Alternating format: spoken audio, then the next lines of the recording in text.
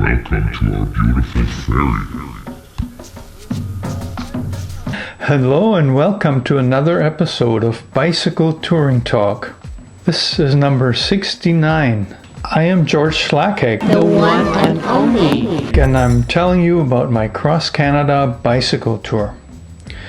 Last week I told you about my attempts to ride the Kettle Valley Trail with my loaded old touring bike and how I finally decided to abandon that trail because it was too rough on both myself and the bike. The only obvious choice to make good time and have an enjoyable ride was Highway 3. You know what? My bike and I, we have enough of the trail. The highway is right there. There's a little bit of traffic on it and I can hear it down here anyways, and now I got the opportunity. See, there's a road here. Get the hell off this freaking trail and enjoy the ride to Christina Lake on a paved highway on the shoulder. That's what I'm gonna do. Barbara and I were both traveling in the same direction, only she was driving her car. We camped together at Christina Lake.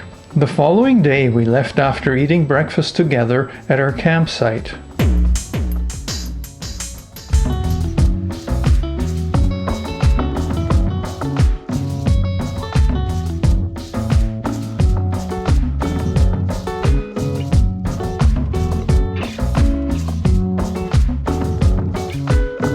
This was one tough morning for me.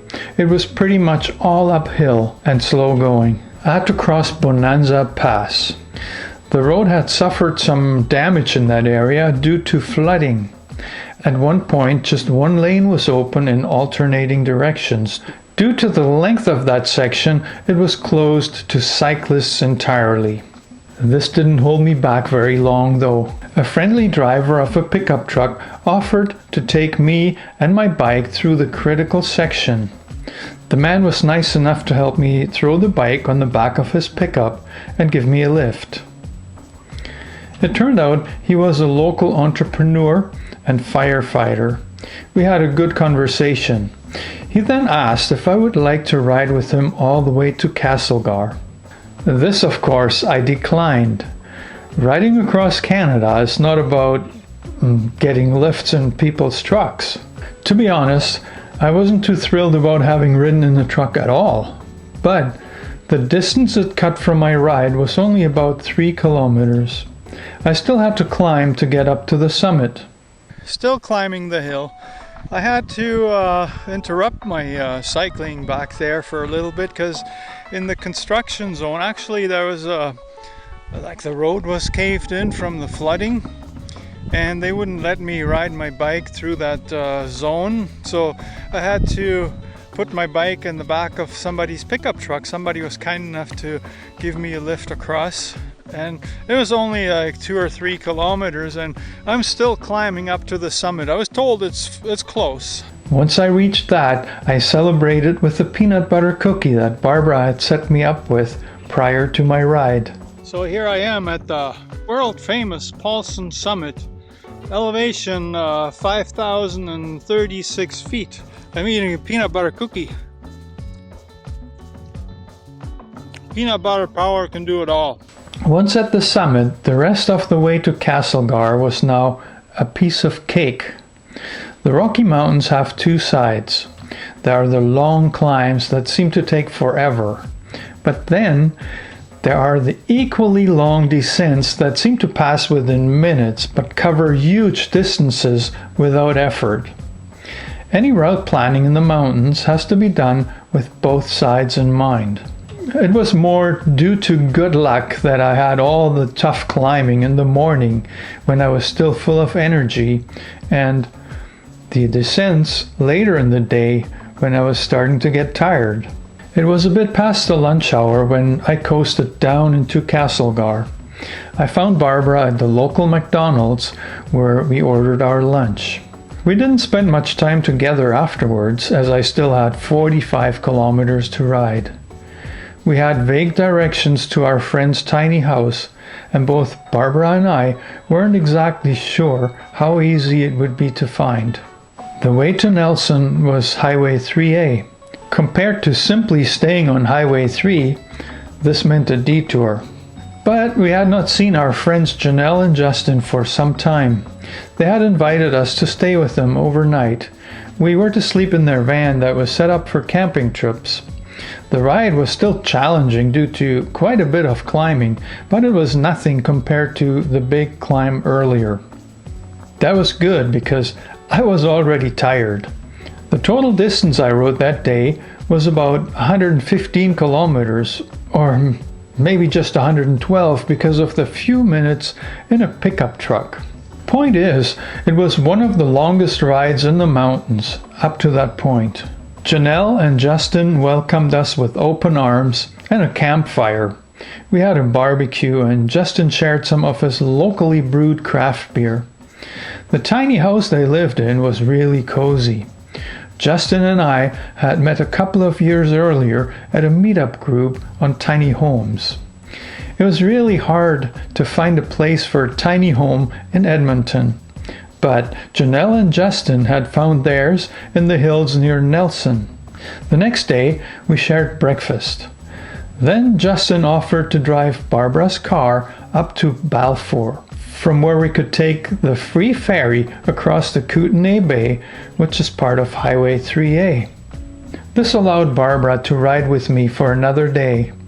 The ride was roughly 42 kilometers and had lots of minor hills, but since it was all along the Kootenay River, they were quite manageable.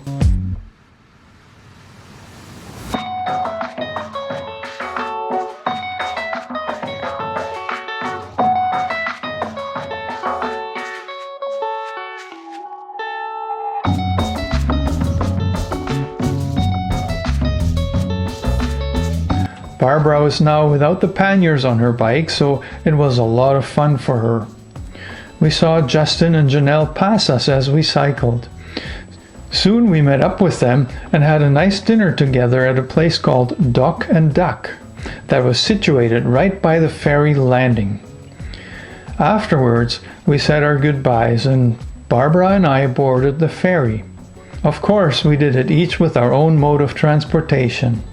The guy who was directing traffic onto the ferry wasn't a big fan of mine, nor my bicycle. I dubbed his voice in the original Destination Canada 150 video. Welcome to our beautiful ferry. What he really said to me wasn't nearly as friendly. You're not doing me any favors by riding down this ramp. To his credit, I have to say that he didn't use any profanities. But he also failed to tell me how a cyclist was supposed to board his ferry. None of this mattered once we were crossing the river. The ferry ride was just over half an hour.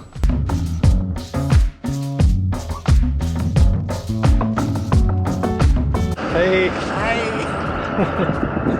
What you doing?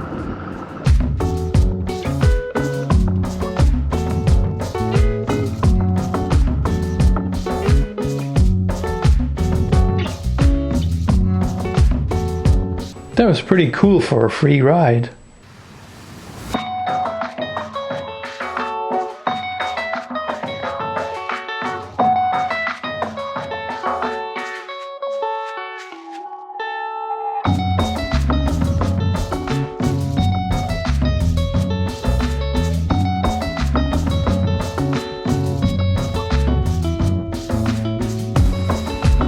Once on the other side, we first tried to find a campsite. There was a provincial park nearby, and we met up there.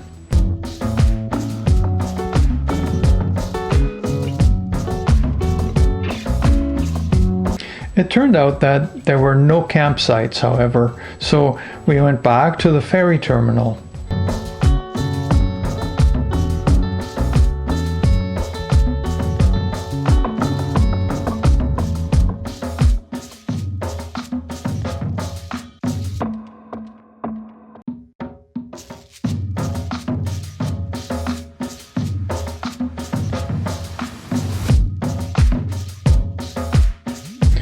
Barbara managed to secure the last room at the Boccalino Hotel.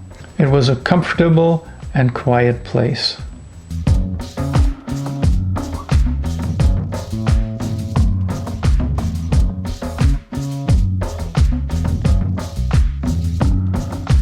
were grateful for it and slept really well that night. The next day was going to bring another 80-kilometer ride to Creston along the Kootenay Lake. From there, it would only be another 2 days of us traveling together in our separate modes, before Barbara would swing back toward Williams Lake, BC. She had lost her mom earlier that year, and there was going to be a ceremony in her honor in the Chilcotin. Next week, I'll tell you about the last days of traveling with Barbara that spring. We were going to reunite only later in the summer when I'd get to Central Ontario. None of that was certain. There was so much distance still ahead of me at that point. The only way to do such a long tour is to enjoy the ride. I'll tell you more next week. Sure hope you enjoyed this part. Why not give it a like if you did? My goal is to give you a detailed account of the entire Cross Canada tour that you can always refer back to. Those videos on the screen right now are just a small sample of what's already published. You may like them too. Thank you.